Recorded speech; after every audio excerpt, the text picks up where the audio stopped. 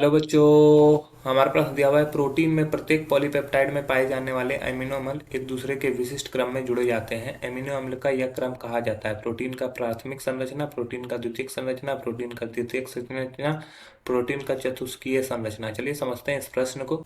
अगर इस प्रश्न की मुख्य अवधारणा की बात की जाए, तो सबसे पहले हमें बात करना होगा प्रोटीन के बारे में। ठीक है, प्रोटीन क्या है? तो प्रोटीन कार्बन नाइट्रोजन हाइड्रोजन के अमीनो अम्ल से बनता है। प्रोटीन क्या होता है? कार्बन नाइट्रोजन और कार्बन नाइट्रोजन हाइड्रोजन के अमीनो अम्ल से बनता है। ठीक है, ये प्रोटीन इस चीज से बनता है। अब अमीनो अम्ल क्या होता है? इसमें होता क्या है कि अमीनो अम्ल अपने स्थान से हट जाता है या फिर उसकी जगह पर नए अमीनो अम्ल आ जाते हैं, तो प्रोटीन का निर्माण होता है। जैसे उदाहरण के तौर पर हीमोग्लोबिन को हम लोग देख सकते हैं। ठीक है, सामान्यतया सामान्यतया हीमोग्लोबिन।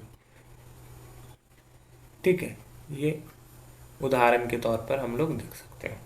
अब देखो क्या है कि अगर इसको प्राथमिक संरचना होगी इसकी, तो ये कैसे होगी? जैसे मान लो कि वैलिन है, वैलिन।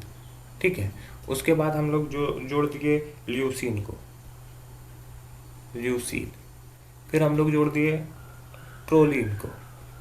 ठीक है, तो इस तरह से अगर मान लो कि ये एक दूसरे से जुड़े हुए हैं, ठीक है, तो वैलिन फिर ल्यूसीन या प्रोलीन। या फिर इसी चीज को हम लोग कैसे जोड़ सकते हैं? ये हो गया ल्यूसीन, वैलिन या प्रोलीन। ठीक है, इस तरह से जोड़ लेते हैं। या इसी को कैसे जोड़ सकते हैं? Proline, leucine, valine.